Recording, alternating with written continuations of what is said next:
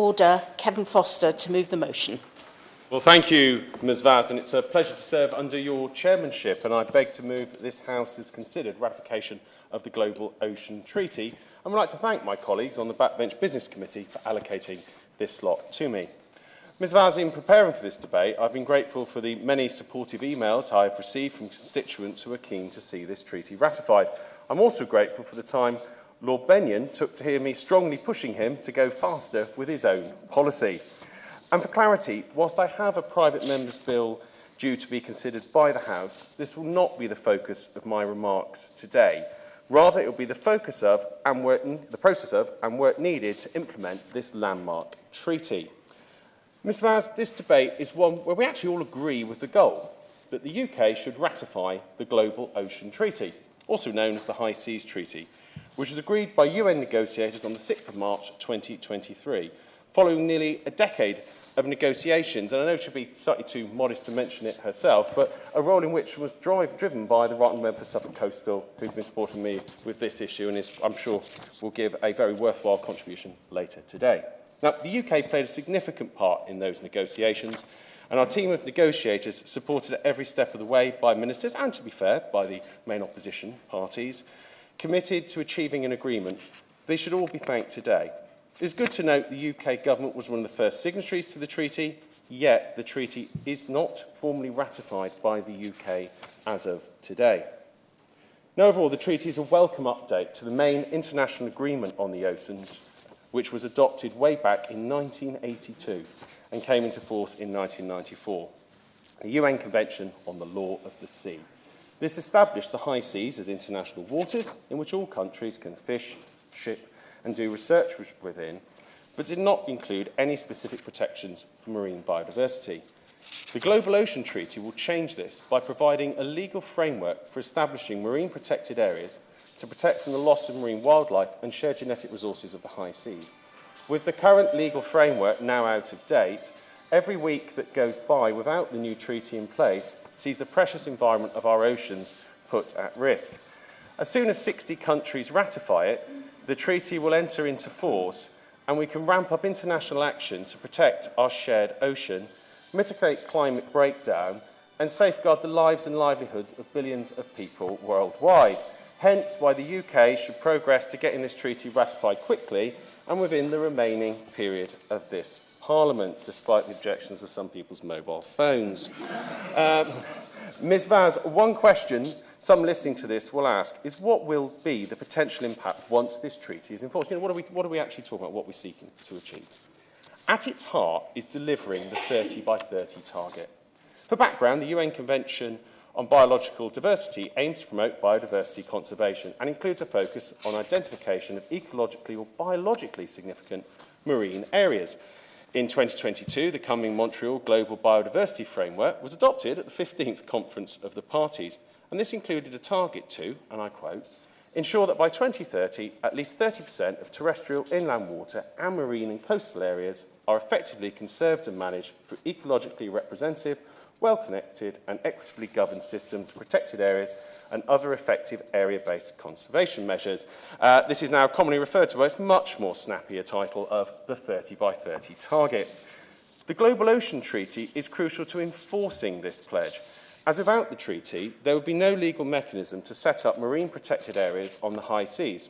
We could declare them, but it'd be open to some to just simply ignore them. Now, I know the UK has committed to 30 by 30, and in an election year, it's worth noting the three main parties at Westminster are broadly committed to this agenda. The UK is also the leader of the 77-country Global Action Alliance, which champions ocean action and conservation towards this target. In this area, we can also be proud to be practising what we are preaching to others within our own waters. 38% of UK waters are included in a comprehensive network of marine protected areas, and within the overseas territories, over 60% of waters are protected and sustainably managed within the Blue Belt. We have a good record, so we should want to show this by being one of the first 60 to ratify this treaty. And Ms Vaz, we also must see the Global Ocean Treaty in the context of the wider work being done to protect our oceans. A few years ago, the idea of mining the deep sea would have been something confined to a sci-fi film. Now technology makes it very possible, and areas which until the last century man had never seen or touched, which harbour some of the most unique biodiversity, are now under threat. I therefore very much welcome the announcement on the 30th of October 2023 that the UK would support a moratorium on the granting of exploitation licences for deep-sea mining projects by the International Seabed Authority. You know, as a nation, we should be driving the need for strong, enforceable environmental regulations, standards and guidelines to be developed by the ISA and put in place before any mining commences, whilst also adopting a generally precautionary approach to this very novel practice. You know, deep-sea mining could pose a new threat to the deepest parts of the oceans. But there is also another which has been building for decades and has now touched even the deepest parts of our ocean and washed up on the most remote of shores, and that's plastic.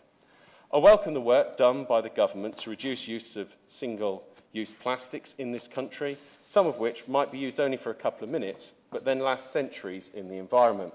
You know, a litter pick in Torbay finding crisp packets from the 1980s, with some from the 1960s being discovered nationally, speaks volumes for what a moment's idleness can produce.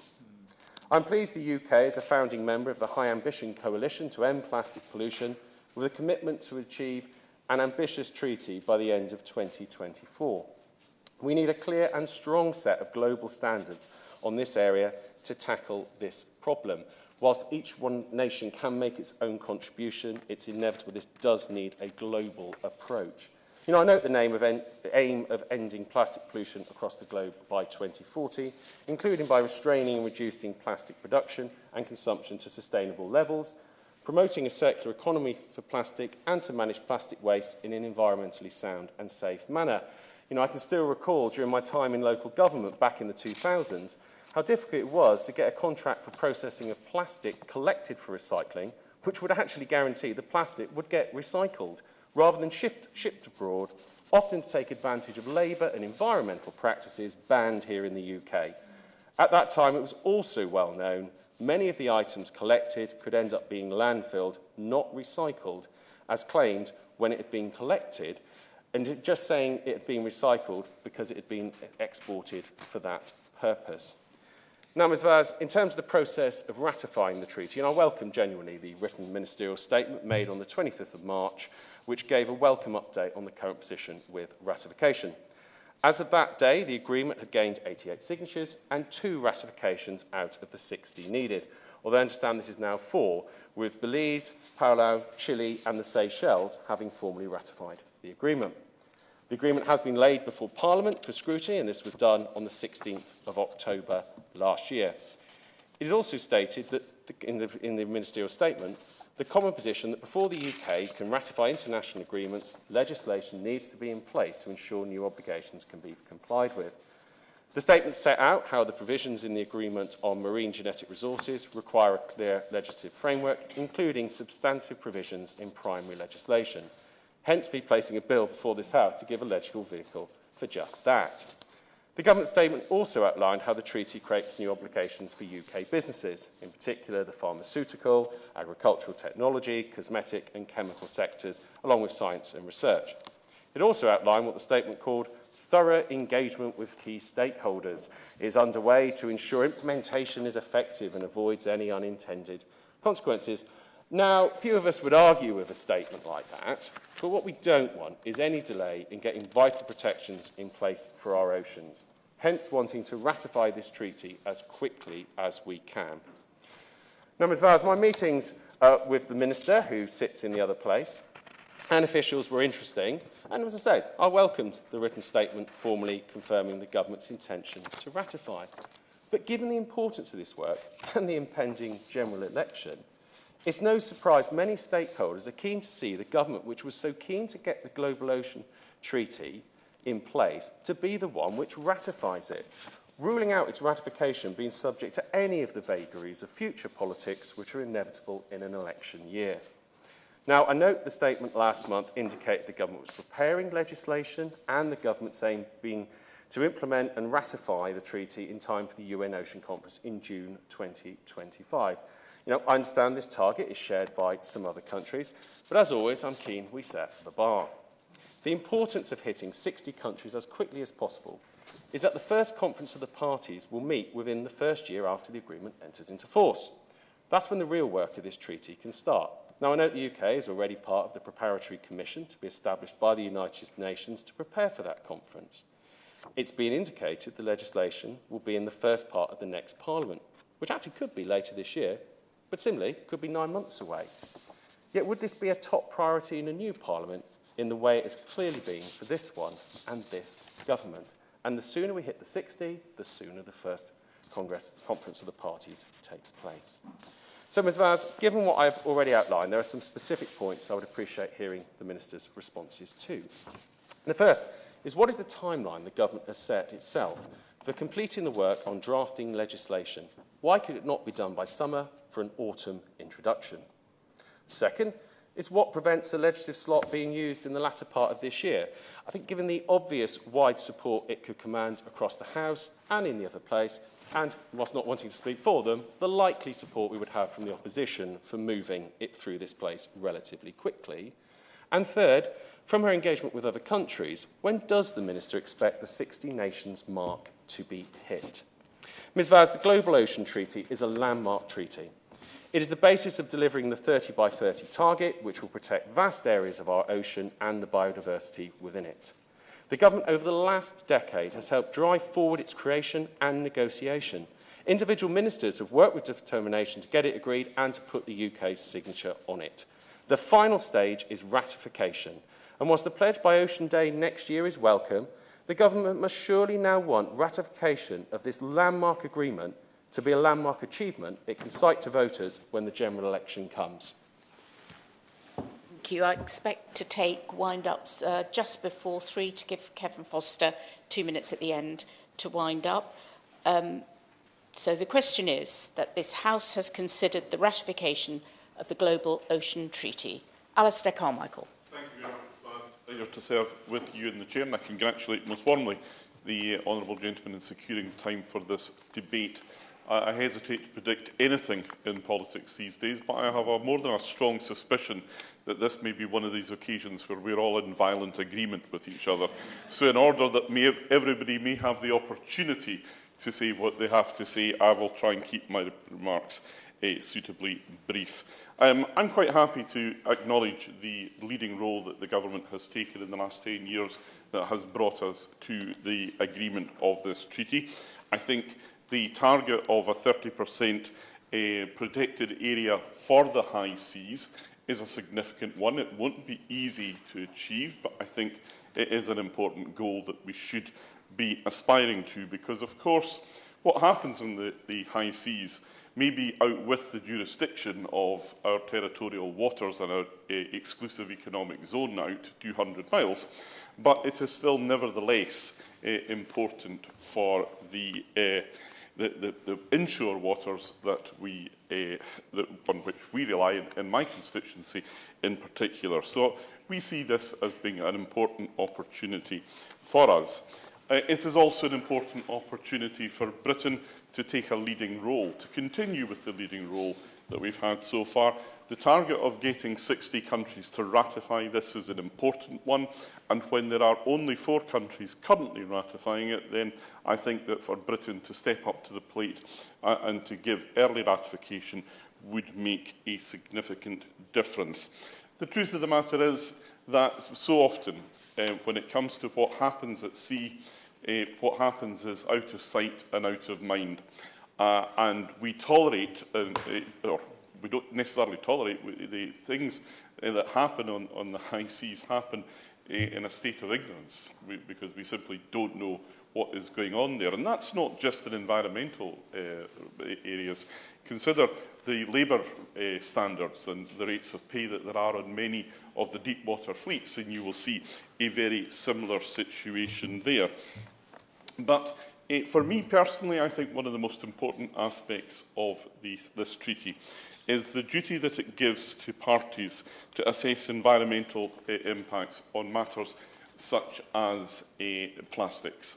The growth of plastic pollution has been a blight on our shores for decades now, and the alarming thing that I found in recent years, in those days when I end up going to do a litter pick on a beach where I stand and look at it and think, well, this is absolutely pristine.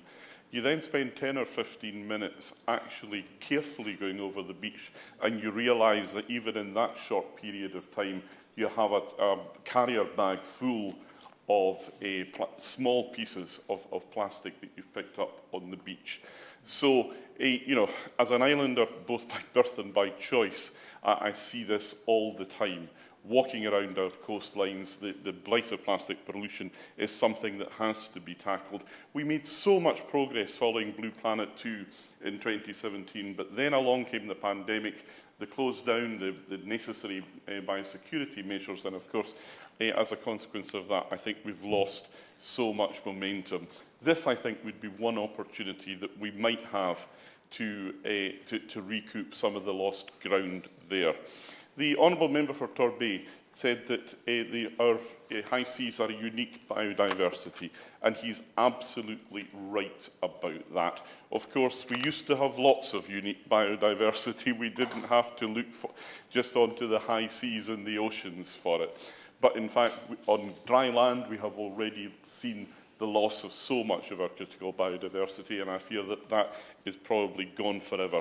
So this treaty is, in fact, for us all, a second chance. Our oceans are the lungs of our planet, and it is now, if we do not take the action now, which is necessary in the ratification of this treaty, then in fact we risk treating the biodiversity that we have in our high seas in the same way that we have on dry land, and we will all be poorer as a consequence. Thank you. Dr. Theresa Coffey. And it's a pleasure to serve in this debate with you in the chair, and I want to thank my honourable friend for securing this debate. I know how passionate he is about this, and he's already referred to my commitment to making sure that we do get this treaty ratified as soon as possible.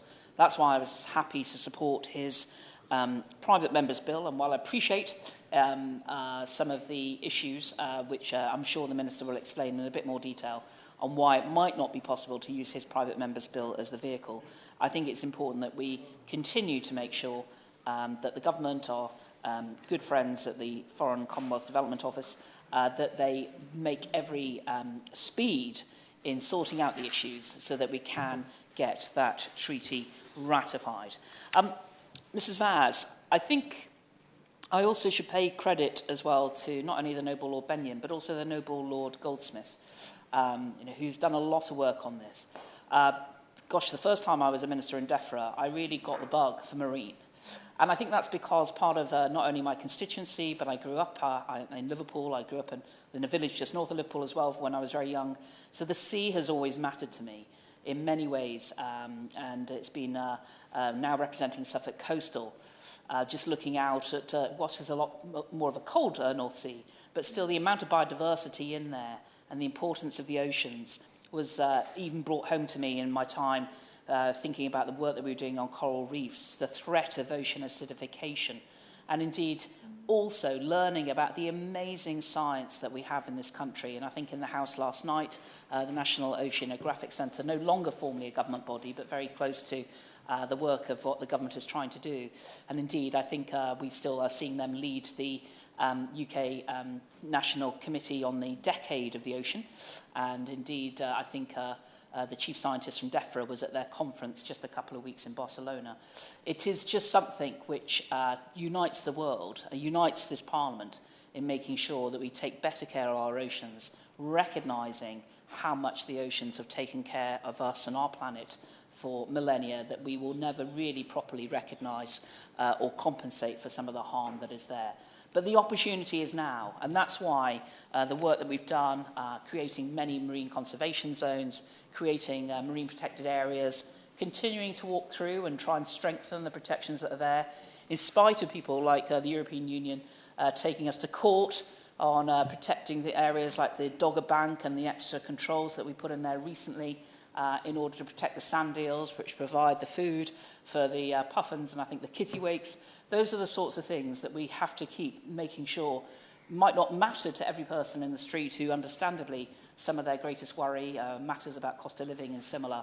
But these are long-term issues, which is why it's so good to have such cross-party support and focus on making sure that we tackle these strategic issues. In terms of thinking back, it's less than a year ago that the final agreement was adopted in June in New York, and then when the signatories were opened up for, when the treaty was opened up for signatures during UNGA, 20th of September, the UK signed on that day, and it was my privilege to be alongside Lord Ahmed when he signed it formally on behalf of the UK government. I think one of the interesting debates that day was whether the United States would sign it or not. And I was very pleased that President Biden gave the go-ahead to do that, because it matters that we have people sign up to these treaties. And I will always give huge credit to the United States on a number of activities they do. But they've never signed up to the Convention on Biodiversity. And I think that's it's not a shame. They've done that for certain reasons. But I know that the most powerful global treaty we have ever had was the Montreal Protocol, signed back in '87. And the United States was part of that. And it really made a massive difference in making sure that it was a priority for them in what they did in different parts around the world. And the threat to the ocean is so widespread, and it's in terms of even things like the IUU fishing, the illegal, unreported, unregulated fishing, that sort of harm is really very difficult and challenging. And it's why in my time working in DEFRA that I was proud to be able to try and make sure that oceans became a very prominent part, while recognising, of course, the special relationship within government where the Foreign Office takes the lead on UN treaties and the like, but also that collective working. And the creation of the Blue Planet Fund is probably one of the most significant things that we will have done in terms of environmental improvement. So in terms of thinking through the different challenges, this week while we've been celebrating Earth Day, the focus was on plastics because of the Plastics Treaty. And again, it's trying to make sure to see how the oceans that have become a sink, it's become a sink for carbon, it's become a sink for all different things, it's literally become a sink for our rubbish, on how we need to continue to try and work to improve the state of where it is. Because whether it's about issues and the amazing thing that happened right down in the South Atlantic when the MPA was done for the South Sandwich Islands recently, I've been in a debate here about penguins. It might surprise people, our overseas territories through that, the United Kingdom is responsible for 30% of the world's penguins. But it's the sort of element of thinking about what the impact is on almost the building blocks of life itself, and how the United Kingdom can, not with pride, pride becomes for a fall or sin, but it's more about that determination to make sure that we lead by example. And that is why I think so many parliamentarians and so many activists have been keen to make sure that we are leading the pack in getting the ratification done and all the consequences that come as a result of that. Will my honourable friend give way? I will happily give way. I'm hugely enjoying my right honourable friend's speech, and she mentions overseas territories which fall under the remit of the FCDO. Bermuda is one of those. It's a champion for the Sargasso Sea, which is a huge carbon store and increasingly a rubbish dump. The Royal Navy, through its hydrographic service, has mapped the world's oceans more than any other country in the world. Surely this is a golden opportunity for this country to show an international lead. Do you know, my honourable friend is absolutely right. And it's why, in particular, when UNESCO were considering doing the Decade of Science with oceans, we were right behind them, supporting them, putting people up with this plethora of excellence that we have in this country. As he points out, the Royal Navy, but other aspects of that we have, and also the funding that we give, whether it's about, in order to make sure that as we move forward with this, making sure that we save the ocean, as I say, which has done so much to save us, that this is science-led and expertise-led, rather than necessarily solely about ambitions, which we need to be able to deliver for it to have credibility. So my honourable friend is right in that regard. Now, it's back in COP26 when Costa Rica, Colombia, Ecuador and Panama came together to do the first significant cross-boundary marine protected area that we really did help along that journey. And that was to create the Eastern Tropical Marine Corridor, which we are still financially supporting, and there are good ambitions there. But undoubtedly, the race was triggered and is well placed, and I hope that they succeed, although I'm going to suggest something a little bit more to the Minister on what we can do to get into that race. is that it's really credible that the gap between Ecuador and the Galapagos Islands, obviously part of Ecuador, there is that gap where I think we should use our resources to try and help accelerate that designation of being the first ever BBNJ. I think also we could get a run on ourselves by working with Namibia and creating a BBNJ between there and Tristan da Cunha. And that might be simpler to do. And I think the ambition is there. And I would encourage my honourable friend to share that with her good officials to do this. In terms of, very specifically, on the treaty itself, I know that the Foreign Office replied, sent with various articles that they say legislation needs to be done. I have to say, it wasn't particularly detailed in the response. I know we're not supposed to use props, but this is, was circulated to quite a lot of number of MPs, and I'm very happy to share it for people who are interested a bit further. But I think it would be helpful, even if she can't give us a full answer today, to give us a more substantive answer in communication to the people attending the debate, perhaps by writing to us or putting it in the library, of what this means in terms of primary legislation, secondary legislation, any particular agreements, because we want this to happen. And officials did say they should be in a place to have this ready before the end of this calendar year. And so I'm just wondering, with a little bit of a heave and a shove and a goodwill with wash-up, what we could do to actually get it through, so that we're not waiting, dare I say it, it's no disrespect to whoever forms the next government, but quite often priorities change, it takes time. We've been leading the pack or been co-leaders. Let's stay there so that we make sure that this properly gets delivered. Gardner. Thank you, Ms. Vaz. Can I pay tribute to the member for Torbay for securing this very important debate, and for his speech, and also the member for Suffolk Coastal who spoke with such knowledge on these matters as well. Look, today as we discuss the ratification of the Global Oceans Treaty, it's important to see the treaty in the right context. It's arisen out of a problem with the global biodiversity framework. And I was delighted to be there in Montreal at COP15 when the Global Biodiversity Framework was adopted. It established that 30 by 30 target, the quote, to ensure that by 2030 at least 30% of terrestrial, inland water and marine coastal areas are effectively conserved and managed through ecologically representative, well-connected and equitably governed systems of protected areas and other affected area-based conservation measures, end of quote. But the problem was this: how do you protect those areas of our planet whose biodiversity lies beyond national jurisdictions? How do you create that ecologically interconnected system of protection and enforcement when so much of our planet is open ocean, not under the jurisdiction of any government? So the treaty is the missing piece of the jigsaw. Without the treaty, there would be no legal mechanism even to set up marine protected areas on the high seas, let alone enforce them. Now, the high seas make up 40% of the surface of our planet. They comprise 64%, almost two-thirds of the surface of the oceans. But in terms of the capacity, they represent 95% by volume of our oceans. And where we used to think of the deep oceans as being a barren wasteland, we now know that they are teeming with life, leading to the discovery of more than 2,000 new species every year.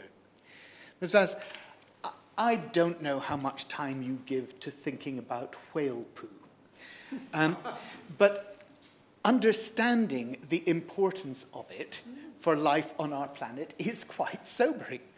Whale feces, very rich in nitrogen and iron, is critical for the growth of phytoplankton. And like plants, phytoplankton capture large amounts of CO2 and convert it to usable cellular energy. Not only does that remove carbon from the atmosphere, but it also produces the oxygen that we human animals need to survive. And when phytoplankton are eaten by zooplankton and krill, the carbon continues to pass through the food web, creating a healthy ocean. But if phytoplankton don't get eaten, they simply die and sink to the ocean floor, where they lock away all the carbon that they've stored. Known as the biological pump, billions of metric tons of carbon from the atmosphere are transferred to the bottom of the ocean every year, reducing the impact of global warming. Without the high seas shielding us, we'd already be in a full-scale climate breakdown. Over 90% of the warming of the Earth between 1971 and 2010 was directly absorbed by the oceans. If we increased the phytoplankton in our oceans by just 1%, it would have the same climate benefits as 2 billion mature trees. So protection of the high seas is desperately needed both for ocean health and human well-being. Properly protecting 30% of the high seas would mean havens for ocean wildlife that sustain and replenish the waters closer to shore. Importantly, it would enhance fish populations and food security. The high seas should be a global commons, benefiting all of humanity. In fact, it is grossly abused. The result is 80% of fisheries worldwide are at either fully or overexploited, depleted, or in a state of collapse. Continuing with the status quo and avoiding the necessary steps to curb overfishing and avert climate breakdown will lead to the comprehensive collapse of fisheries, and it's the lowest income nations that would suffer the most. Research has shown that protecting more of the oceans will actually provide more fish to eat because we create the safe havens for fish to grow to maturity. Orange roughy can live for 200 years. They're not sexually mature until about 30. At full maturity, a female can produce almost 250,000 eggs. A female in her 30s might only produce about 20,000. So it makes sense to create the marine protection zones the Global Oceans Treaty will facilitate. So let's look at the treaty. It allows for nations to establish marine protected areas by a majority vote of ratifying members, where they can't reach consensus. So that avoids the blocking stalemates, the vetoes that otherwise would come into the political counting. It'll ensure the sharing of marine genetic resources, providing equitable access to science and the benefits from ocean discoveries, with a benefit-sharing committee to oversee the treaty's call for a standard batch ID to be added to genetic samples and subsequent patents on sales. The treaty establishes the need for capacity building for developing nations to ensure that they can gain equitable access to science, technology, and marine genetic resources. And it insists on environmental impact assessments for activities on the high seas that are expected to have a substantial impact. The treaty will not require new permits for research projects exploring the high seas, but it will create a science and technical committee to oversee regulations and react to changing conditions in the oceans.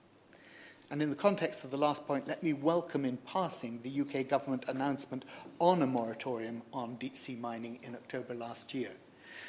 I'm delighted that the UK was one of the first signatories to the treaty, but speedy ratification is vital if we're to reach the triggering number of 60 states, which would bring the treaty into force.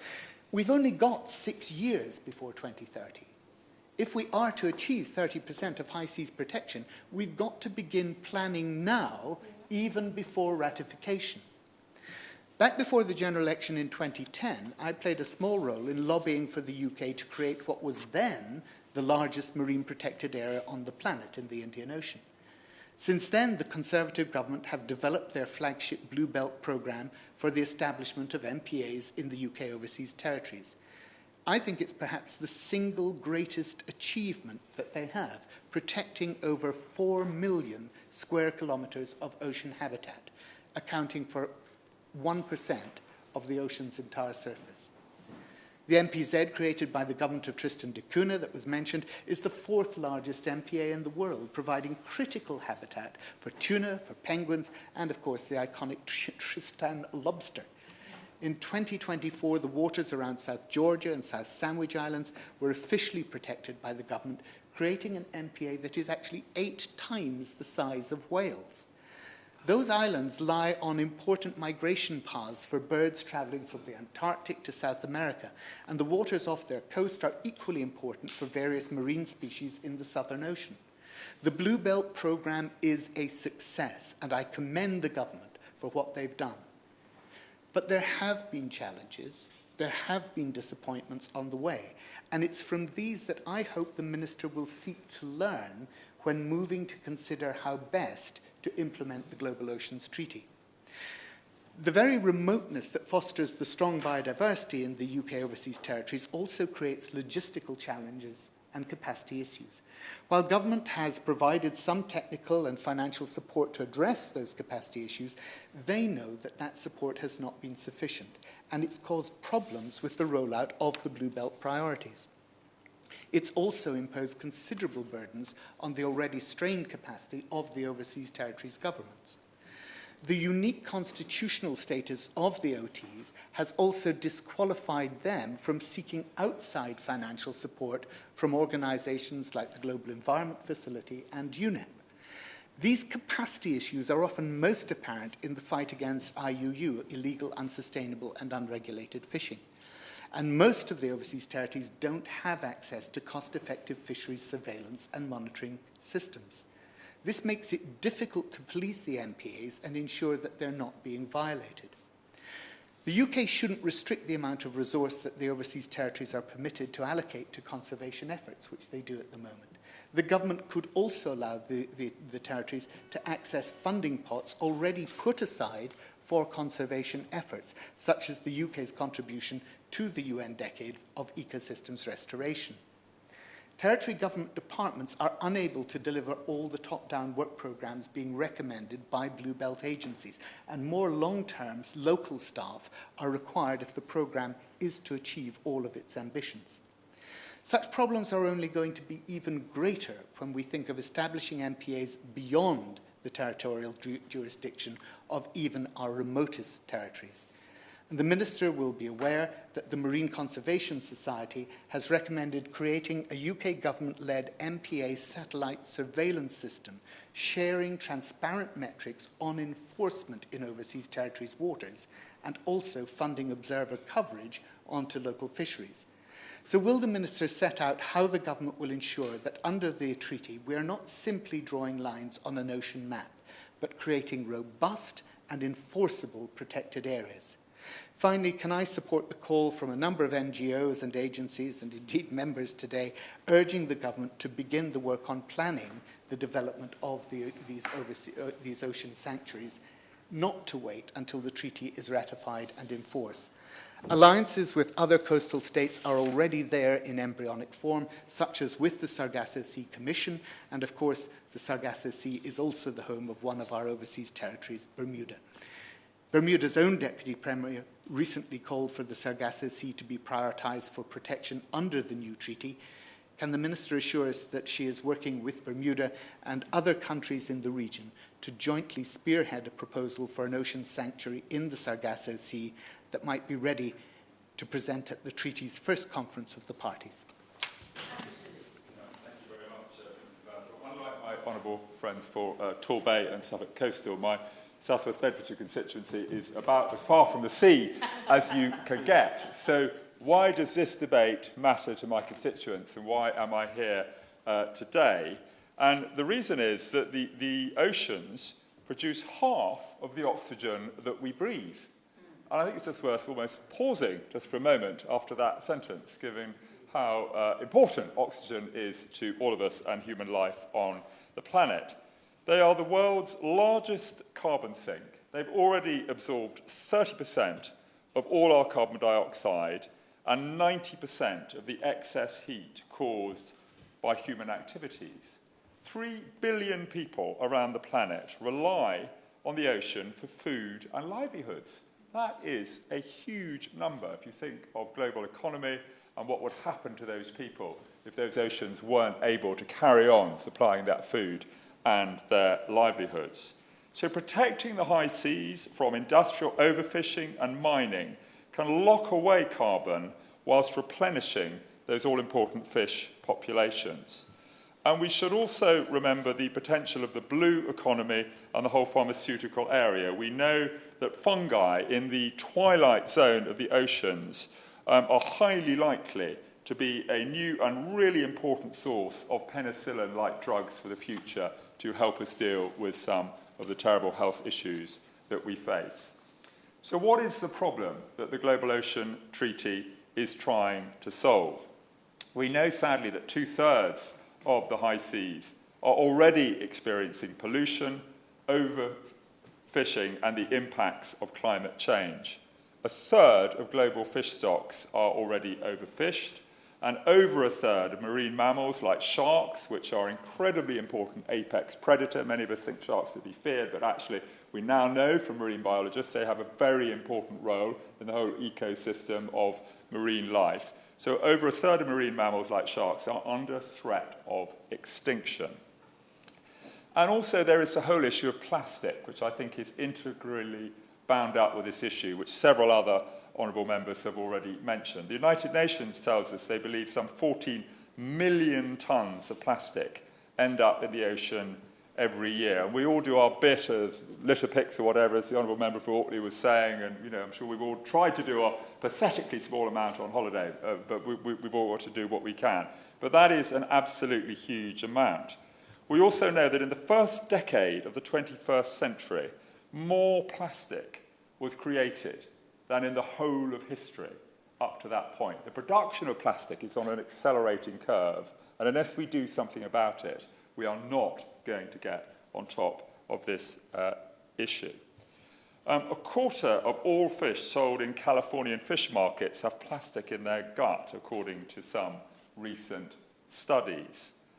And there are 4 countries which dump more plastic in the sea than all other countries combined.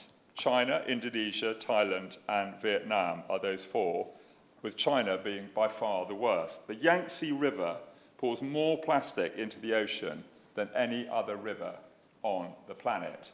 And this cannot go on. And I say to our friends in those countries, with a degree of humility, because our own record has not been perfect in the past, that this is an issue they need to get on top of. So what needs to be done to address these really, really serious problems? The UN High Seas Treaty was finalised in 2023, and I pay tribute to my right honourable friend for Suffolk Coastal and her role in that. It took 20 years of negotiation. That is a very long time. I'm proud that the UK was a member of the so-called High Ambition Coalition to get it done, and I join what every other member has said about trying to get it ratified as quickly as possible to provide that really important lead on this issue. The UK Blue Belt around UK overseas territories has protected an area of ocean larger than the size of India, and that is also to be welcomed as well. Around England, closer to home, we have 3 highly protected marine areas as well, which are very much to be welcomed. So we need to ratify this treaty as quickly as possible. We also need the closely related UN Global Plastics Treaty to be created and finalised by the end of 2024, and I'm pleased as well that the UK is also a member of the High Ambition Coalition to end plastic pollution, because these 2 issues are integrally connected. Thank you, Ms. Darcy. It's a pleasure to see you in the chair this afternoon. And I think the contributions today have been excellent. I was beginning to question my life choices when the Honourable Member for Brent North started talking about whale poo, but I think he absolutely explained in great detail and great breadth why this treaty is so important, and I think it's something that is rightly getting attention today. So it absolutely was a landmark moment when that treaty was agreed. Decades of campaigning, about a decade of negotiation as well, and there's no doubt it will have a positive impact when it's finally ratified. I think it's the Honourable Member for Torbay says about 55 countries now we need to see it ratified, and it will, as we heard for the first time, provide a legislative framework. This is a crucial step if we're to achieve our 30 by 30 goal of protecting at least 30% of the world's oceans by 2030. I think everyone in here is committed to that, and I think that is a rarity, and I think there is great unanimity about the need for us to get on and ratify this treaty. And like other members, many of my constituents have asked me to take part in this debate today because they understand the importance of the ocean, not just in terms of protecting the diverse ecosystem in there, but also in terms of protecting the wider planet. And we have seen the effects of a failure to protect our environment in just this country alone. A report from the House of Lords Environment and Climate Change Committee published last year noted that in the UK, 41% of species have decreased in abundance since 1970, while 15% of species have been classified as threatened with extinction. And the fact that the government are supportive of this treaty and are undertaking the groundwork is welcome to see. But there are, I think, concerns about some of the wider aspects of government policy. I think particularly the passing of bills like the Offshore Petroleum Licensing Bill is actually something that comes into potential conflict with the ambitions behind marine protection areas. We know that new oil and gas beds can inflict serious harm on the marine environment. Exploration can cause oil spills, which harm marine wildlife and their ecosystems. Underwater noise pollution from surveys also causes severe harm to marine mammals, commercially important fish and invertebrates. And there is a direct destruction of habitats, such as deep water sponge and cold water corals, which form an important part of the natural cycle of our oceans. Just exploring these areas itself can have a wide-ranging impact on marine life and their ecosystems. And precisely this treaty is actually meant to be limiting those kind of harms. So it's a surprise that some of these policies do seem to be in conflict with the MPA. So I wonder if the Minister, when responding, will be able to comment on how that contradiction is resolved. There are questions that ought to be raised about the place that MPAs have in the UK's waters and the commitment to restore 70% of designated features to favourable conditions by 2042. It'd be useful to know exactly what measures will be brought in place to make sure that that is delivered. But I know that we are short on time, Ms Vaz, so I will end on a positive note that I think this treaty is a step in the right direction. Of course, it's been decades in the making, and we don't want to see more decades go before we actually see the results of it. There are many reasons to be optimistic about where we're heading, and the consensus that we've heard today is encouraging, but we have to be aware of wider government policies, because there is a lot of evidence that much more needs to be done to protect our seas, let alone the rest of the planet's oceans. With 71% of the Earth covered by oceans, we have to pay as much attention to what is going on there as we do on dry land. We know last year we saw record temperatures in the oceans, and we cannot ignore the influence that has on the climate. The oceans absorb heat, as we heard, they absorb carbon dioxide, and they drive, importantly, weather patterns, the impact of which we're seeing on a very regular basis. Warming oceans also contributes to the increasing melting of ice, and that, of course, causes sea levels to rise. Everything, Ms Vaz, is connected. It's clear that every year that passes, the battle against climate change becomes just a little harder to defeat. And protecting the oceans is a key part of that. And that will determine ultimately whether we continue to survive as a species on this planet, which is why we really must get on and make sure that this treaty is delivered and begins to produce results. Take the opposition, the SNP spokesperson at 2:58, Jeremy Corbyn. Thank you, Ms Vaz. First of all, apologies for my phone going off during the member for Torbay's speech, and I didn't wish to interrupt his speech, and I strongly support the whole notion of a ratification of the treaty, and I follow the point made by the member for Suffolk Coastal that I hope that it can be speeded up a bit within the process of government so that we can get the legislation through before the general election, maybe through the wash-up period, because it clearly is not controversial between parties, and it's something that could be done. And I see the Minister nodding sagely. She obviously wants to do the same thing, but can't say so. So I'll say it for you.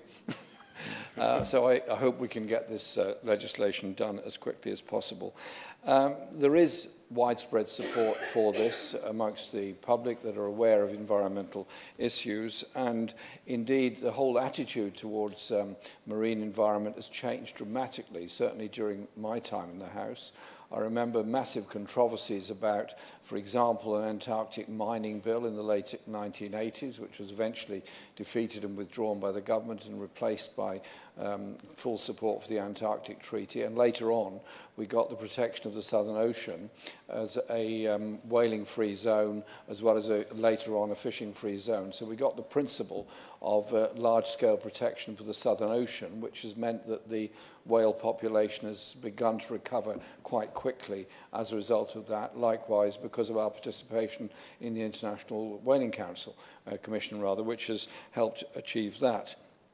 So having marine protection zones and zones that do protect all the species in that zone are very important. 10% of all marine species are under threat at the present time. And I was pleased when we have the marine protection zone, the massive one around the Falkland Islands and south from there, but also the one around Diego Garcia and the Chagos Islands, which has now been adopted by Mauritius as a continuation of the British initiative on setting up a marine protection zone.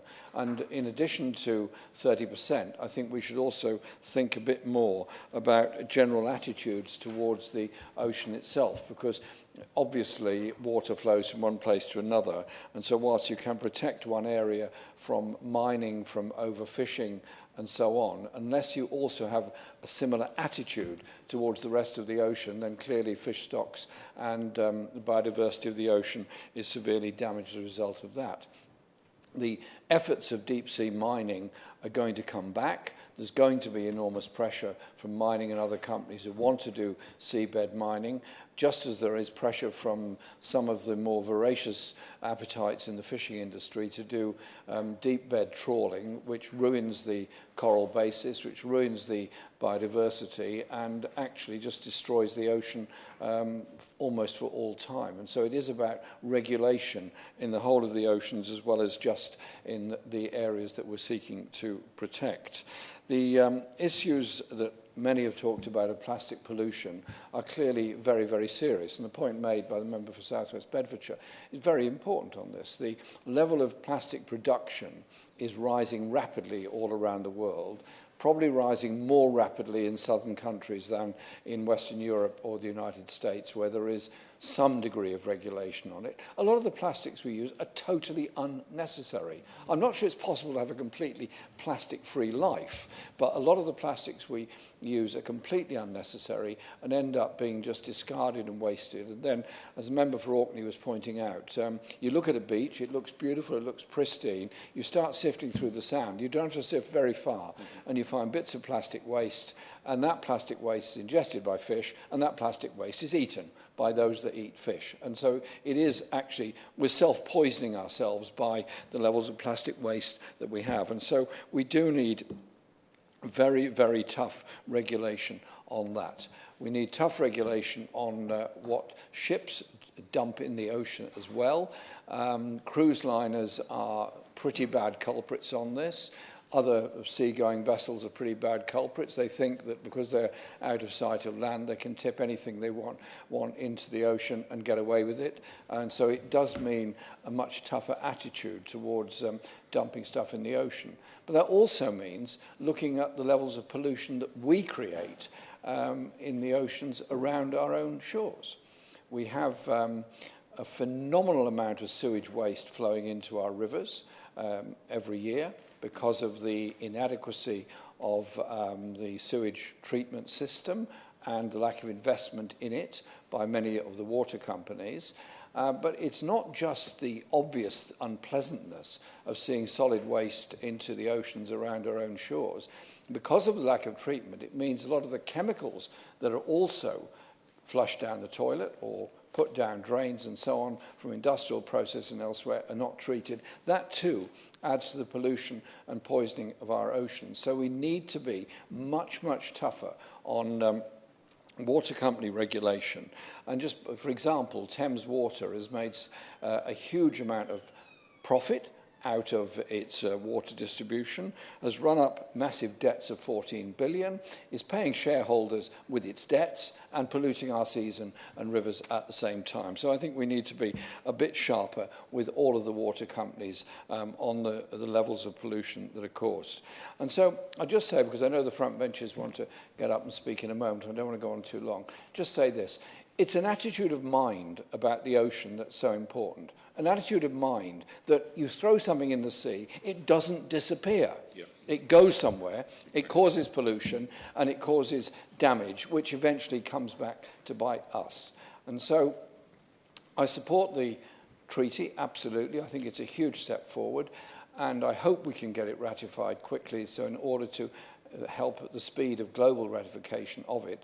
And I hope that we will play our part in reducing the levels of pollution to the sea from our own sources, but also put pressure on other countries that are producing ludicrous amounts of plastic with no thought whatsoever for the damage it does in the ocean, no thought whatsoever for what it does for future fish quality and fish supplies. So it also means, and this is the point the member for Brent made, about regulation of international waters, obviously by agreement, because overfishing in one place then has an effect on the loss of food supply for migratory birds or other larger sea mammals. And that then, of course, causes an upset to the whole natural balance, and we all pay a price for that. So let's agree today to get this thing ratified as quickly as possible, so we're playing our part in delivering sustainability and clean oceans.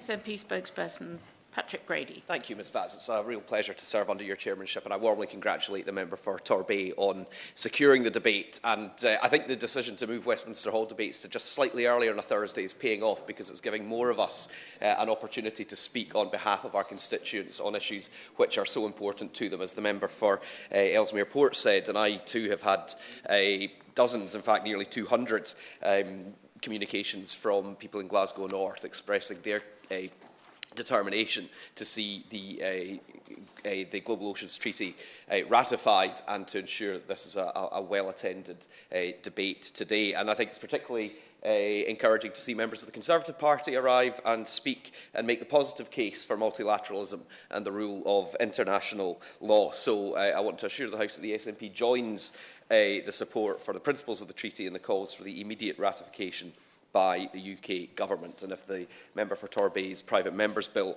helps to speed that up, then so much the better. The treaty, I think, as we've heard, goes by many different names. I think in full it's known as the International Legally Binding Instrument under the United Nations Law of the Sea on the conservation and sustainable use of marine biological diversity of areas beyond national jurisdiction.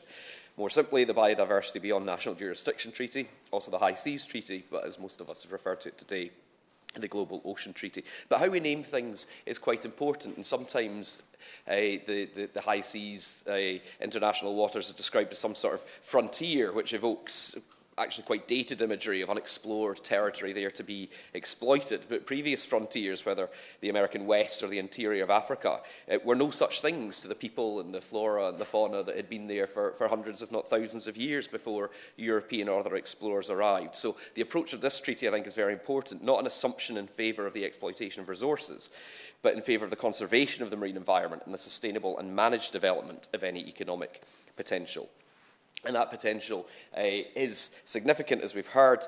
Around half of the Earth's surface is covered in water, but less than 2% of that area is under any kind of legal protection. And at the same time, nearly 10% of global marine species are estimated to be at risk of extinction. So the need for rapidly enhancing our approach and ensuring that treaty obligations can be undertaken and held to account is important. And of course, that means there'll be another round of COPs, another conference of parties. But that is absolutely vital if we are to meet the 30 by 30 target that's been spoken of, particularly by the member for Brent North and others. And the point about plastic pollution has also been well made by a number of members, starting with the member for Orkney and Shetland. And many people in Glasgow North, myself included, recently took part in the Big Plastic Count to better understand our own plastic use and how we can reduce our plastic footprint. And of course, there is also a campaign for a global plastics treaty that might in some ways sit alongside the Oceans Framework. And perhaps the Minister can say what progress is being made towards that to ensure a just transition away from the use of single-use plastics in particular. In Scotland, I think we stand ready to do our part. Our marine environment is an integral part of life in the country. It's difficult to go anywhere in Scotland and be particularly far from the sea. I'm not sure how this compares to southwest Bedfordshire, but I think the furthest point in Scotland, Glenquoich in Braemar, is only about 65 kilometres for the coast. And if you go up to any elevated point, it's not difficult to see either the sea or something that flows into the sea. The marine environment in Scotland supports around 8,000 species of plants and animals, and there are always new discoveries ongoing. And under the SNP Scottish Government, some 37% of Scotland's territorial waters are now designated as marine protected areas, including 247 sites for nature conservation. And the Scottish Government has a vision for a clean, healthy, safe, productive and biologically diverse marine and coastal environment, managed in a way that meets the long-term needs of nature and people. And it too has adopted this idea of a blue economy, an approach to recognise the mutually beneficial nature of and connectivity between sustainable economic growth, inclusiveness and well-being, and protection of the environment and biodiversity.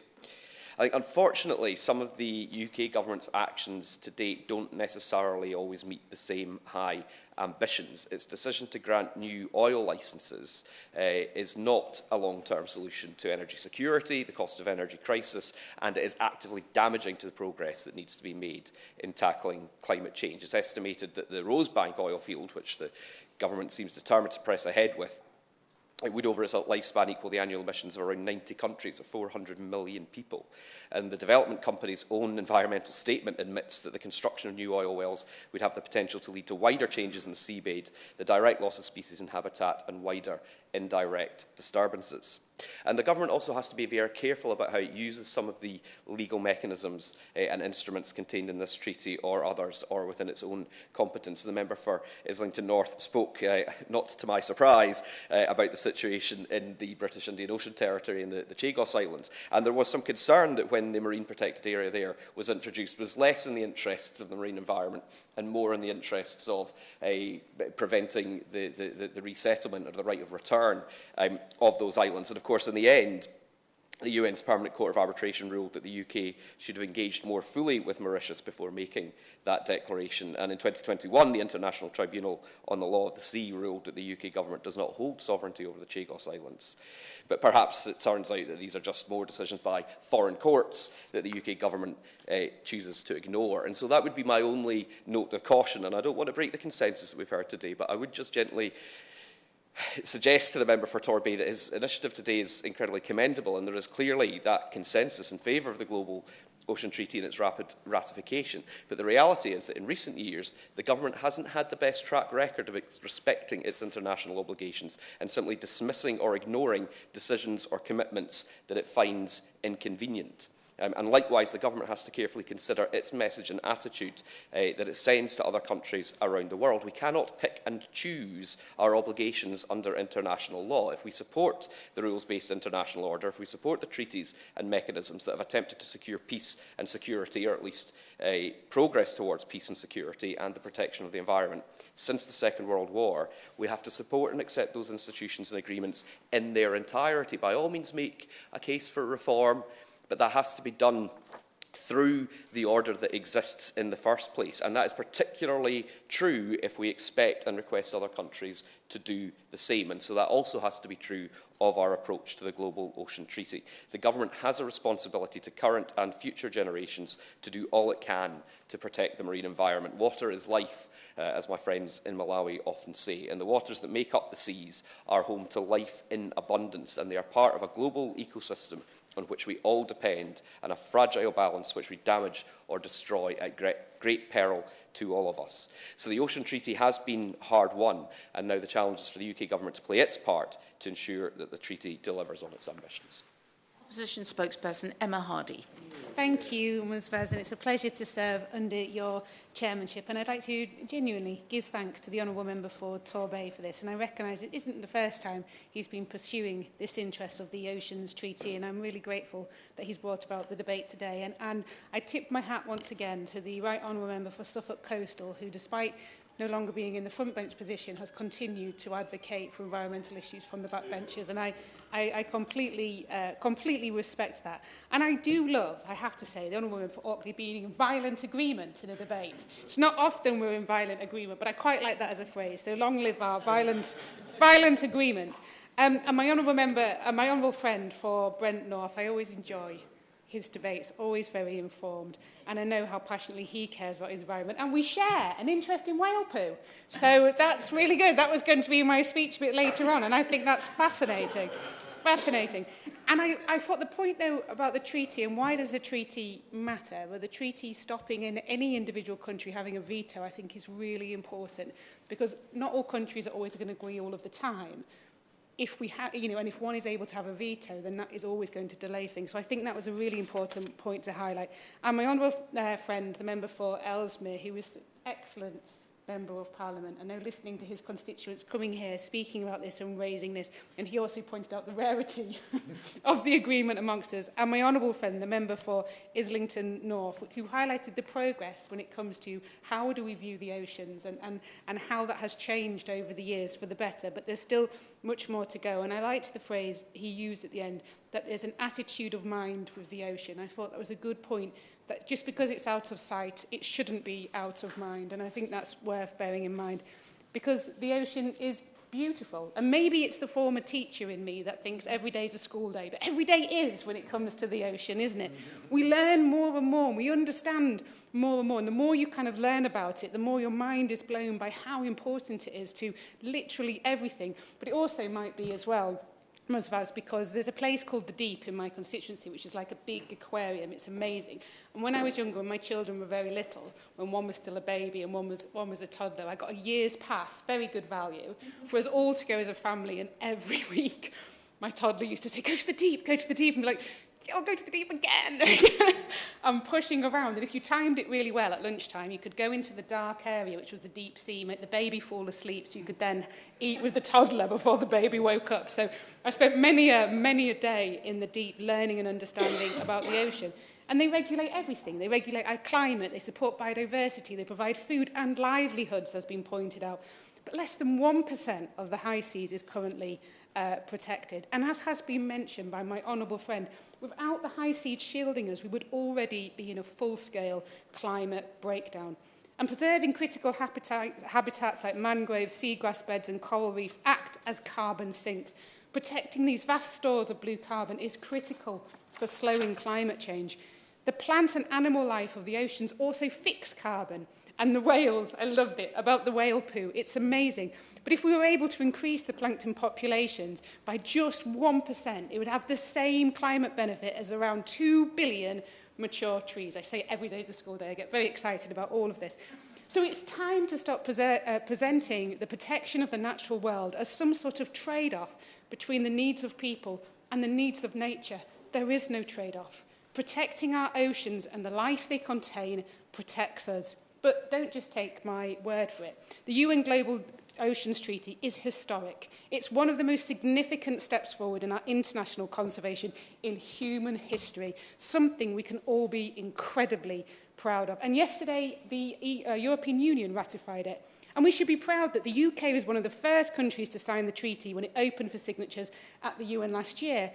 But since then, progress has stalled, and the legislation has been pushed back, hearing apparently until after the general election. But please hold in your minds, in the forefront of your minds, the incredible prize that is in front of us, the opportunity to protect life on our planet. It's not very often that we get the chance to look at that. Just imagine how great, how good for our international reputation it would be if the UK was leading from the front and championing the new high seas ocean sanctuary proposals. Just imagine the signal we would be sending the global community as the UK as a real and genuine world leader with its commitment to climate change, biodiversity and global ocean protection. But sadly, that's just my imagination, and the reality brings us much further down to earth. The fact is that the government has simply failed to devote the resources needed to this legislation and to get the job done. And in the letter, the Minister's letter to the Honourable Member for Torbay on the 28th of March, the Right Honourable Lord Bennion claimed it was Private's Members' Bill would, quote, slow down the necessary work towards ratification by diverting resources. Now, I find it difficult to believe and understand how that could be a serious problem in a well-resourced project. So can the Minister update us on the progress of the legislation and future timetable?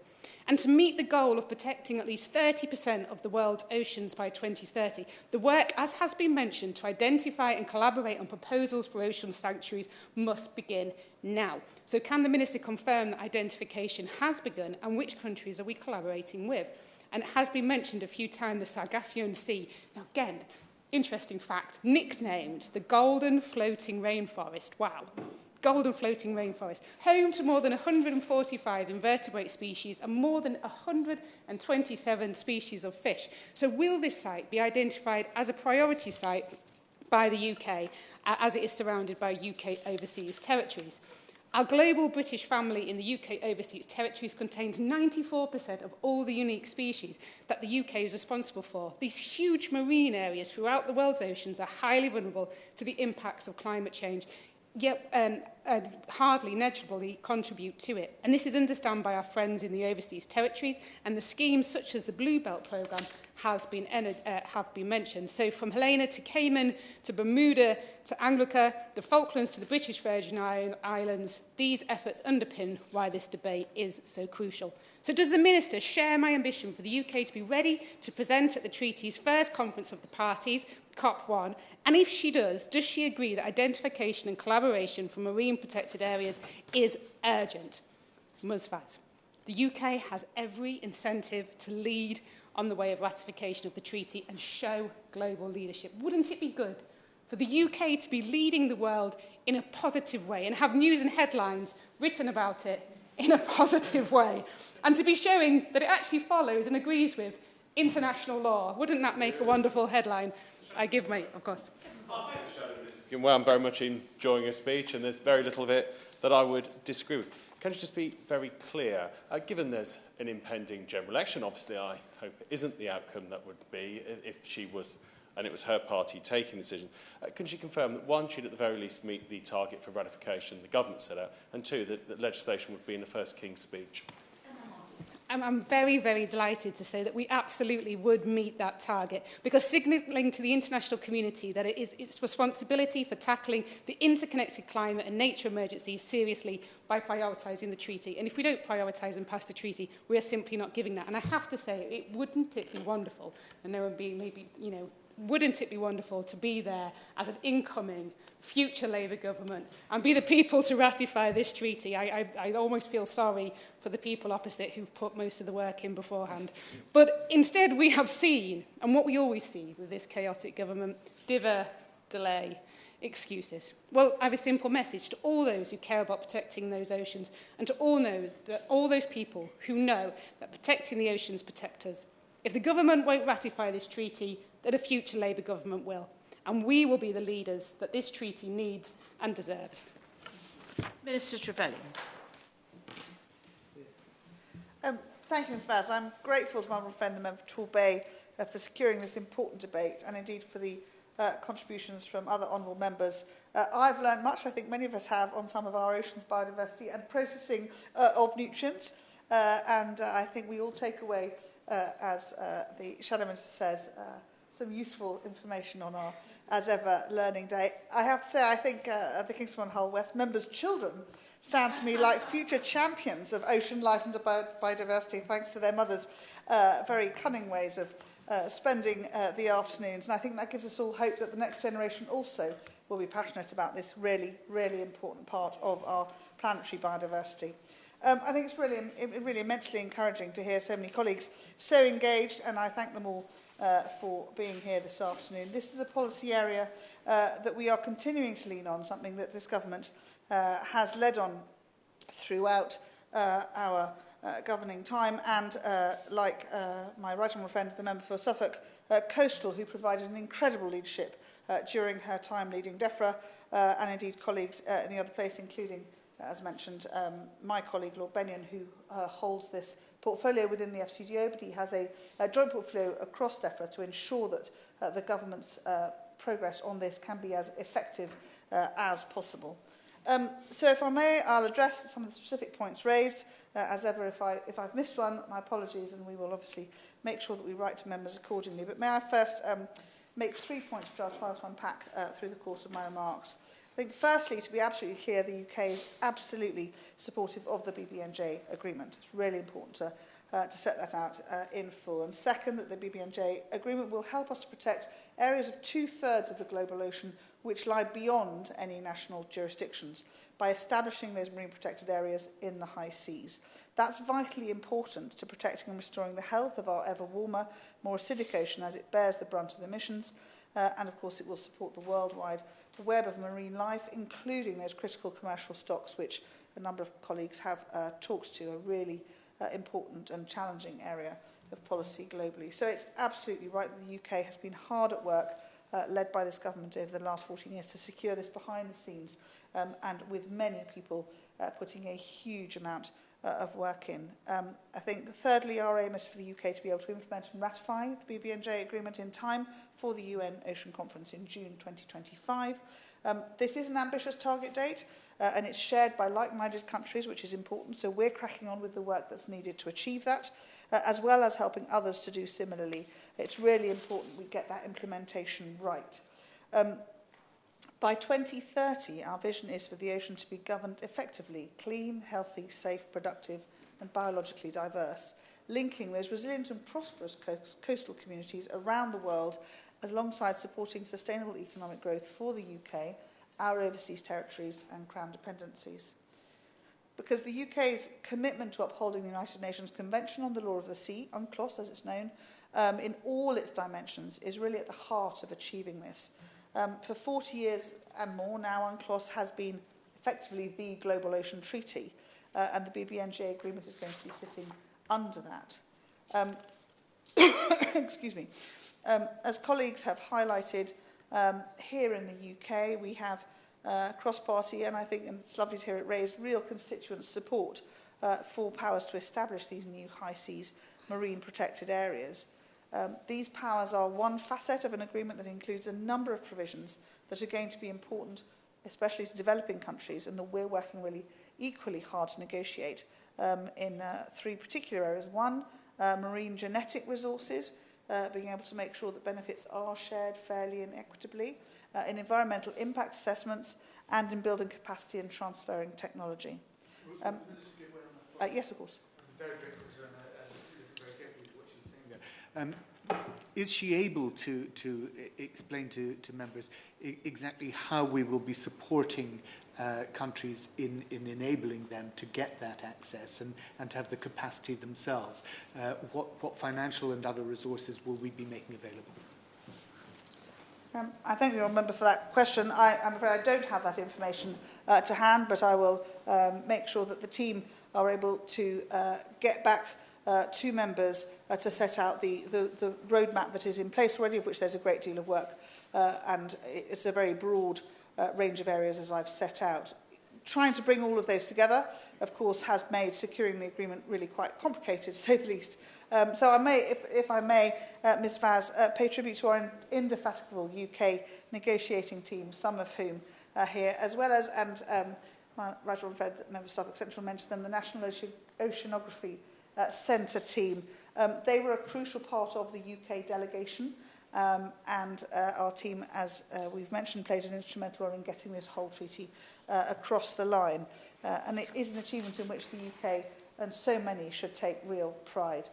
The result is a major victory for ocean protection and multilateral diplomacy that will underpin UNCLOS and will help us to make good on those shared global commitments to manage the whole ocean sustainably, protect at least 30% of the world's ocean by 2030, that 30 by 30 commitment, and that as part of our global mission to halt and reverse the loss of biodiversity by 2030. As my honourable friend Torbay mentioned, the UK was one of the very first to sign the agreement on the 20th of September 2023, the day it opened for signature at the UN. At the front of the queue we were there, Ms Vaz, and we wanted to make it sure that it comes into force as quickly as possible. So globally, that will take several steps to achieve. So key 60 states or regional economic integration organisations will need to have done so to become party to the agreement. 120 days must pass after deposit of the 60th instrument of ratification before it can enter into force, and then the first conference of the parties will be able to meet within a year of that date. So the agreement's gained 89 signatures and 4 ratifications so far. So realistically, we expect that first conference should be able to meet in late 2026. We intend for the UK to be there as a party to the agreement, and we are making the timely progress towards that end, as well importantly as helping others to do similarly.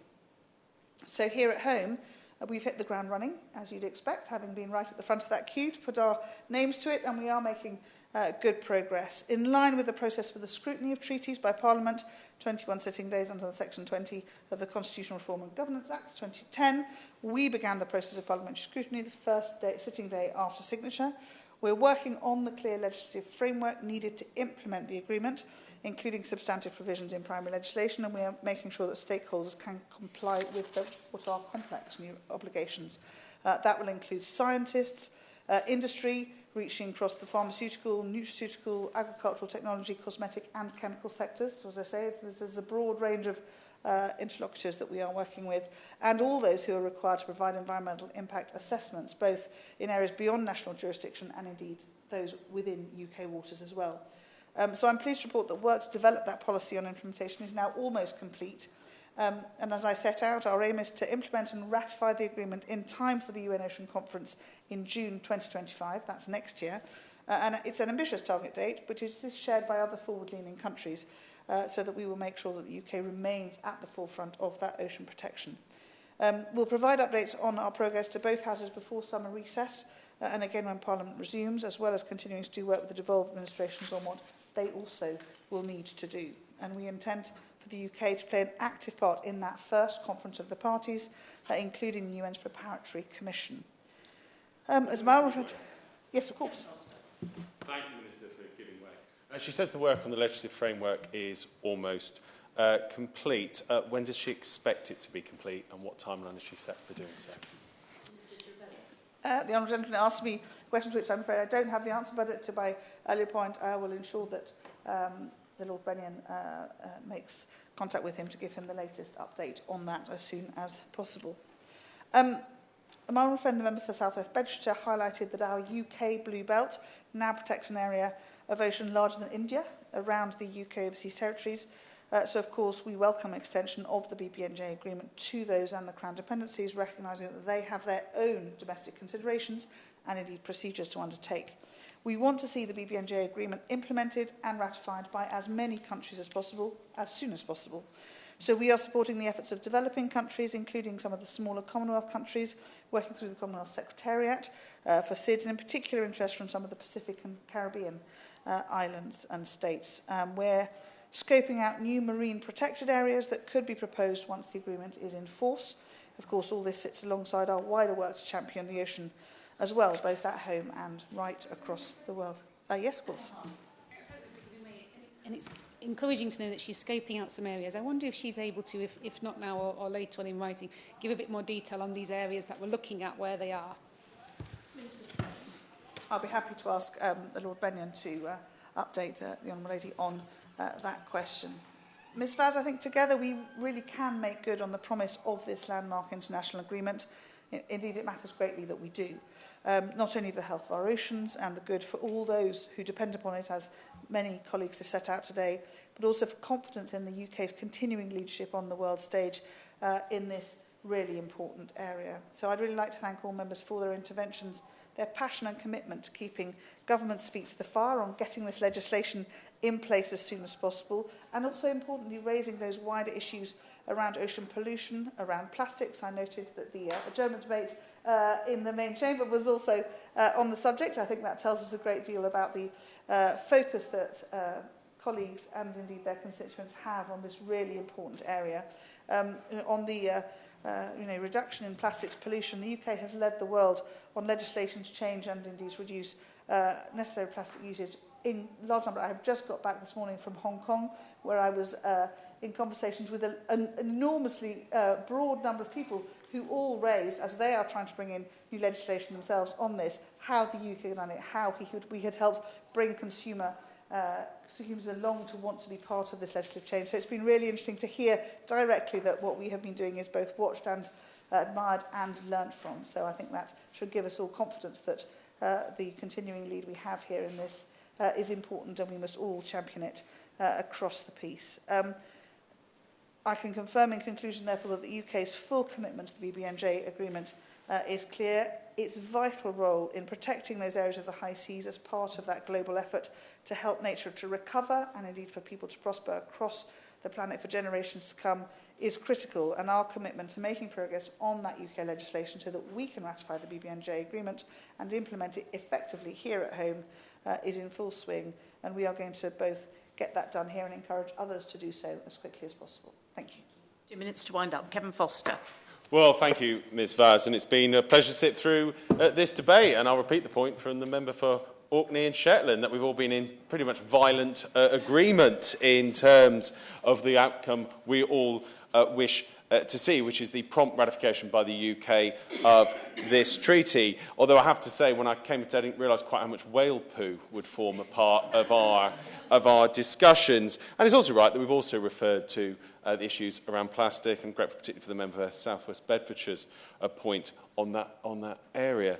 So it is welcome to hear some of the comments made by both sides of the House, particularly given the necessity to take either legislation just before a general election, as I'd hope we would do, or just after, in helping protect this against some of the vagaries of politics that inevitably comes in an election year. That said, I do hope we can get on with the work of getting the proposed legal framework out there. And I would want to hear a time frame so that we can actually get on, and we shouldn't be looking to meet the bar of others. We should be looking to be one of the leading nations in getting this treaty ratified so we can get on with the vital work of protecting our oceans. Yeah. Thank you to all honourable members and right honourable members. The question is that this House has considered the ratification of the Global Ocean Treaty. As many as are of that opinion say aye. Aye. Of the contrary, no.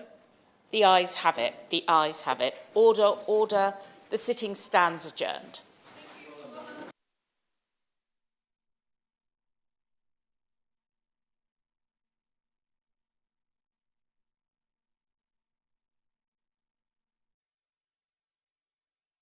The proceeding has ended.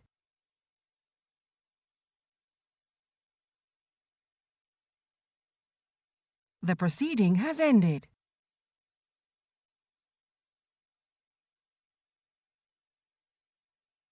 The proceeding has ended.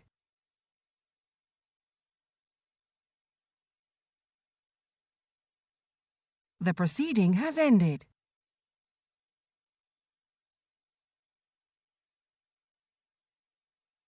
The proceeding has ended.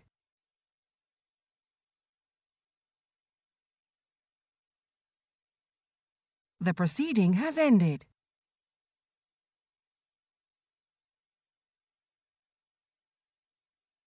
The proceeding has ended.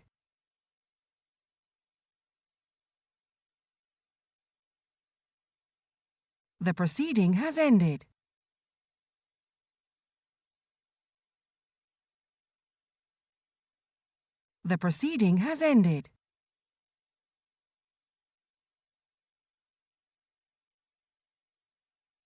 The proceeding has ended.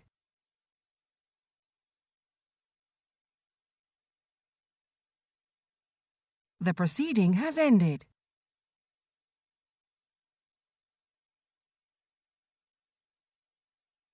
The proceeding has ended.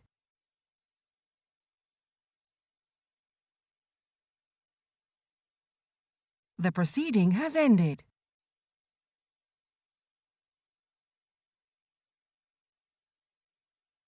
The proceeding has ended.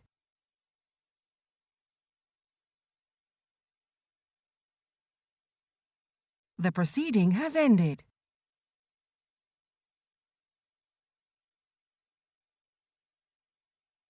The proceeding has ended.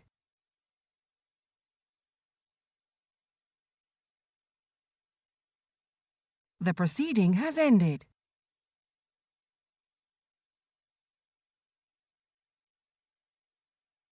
The proceeding has ended.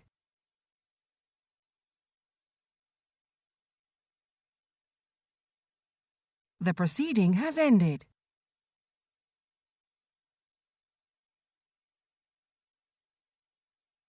The proceeding has ended.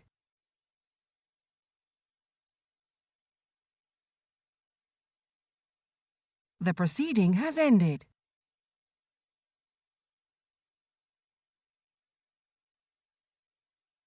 The proceeding has ended.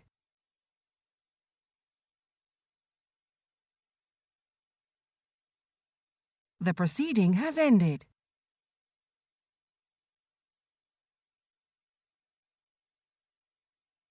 The proceeding has ended.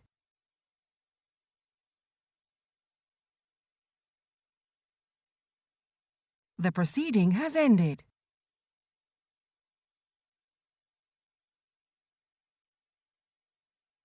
The proceeding has ended.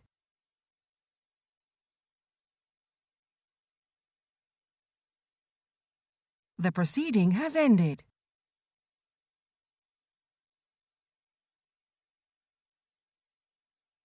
The proceeding has ended.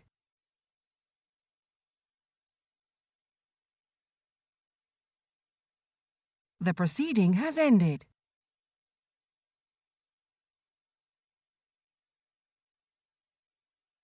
The proceeding has ended.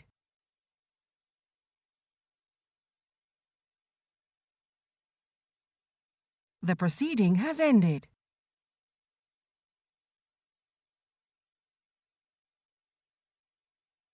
The proceeding has ended.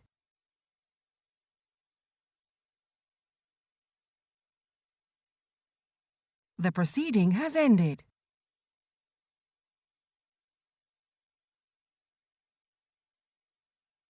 The proceeding has ended.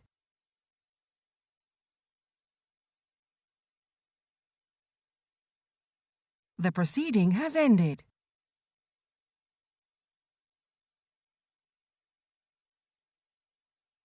The proceeding has ended.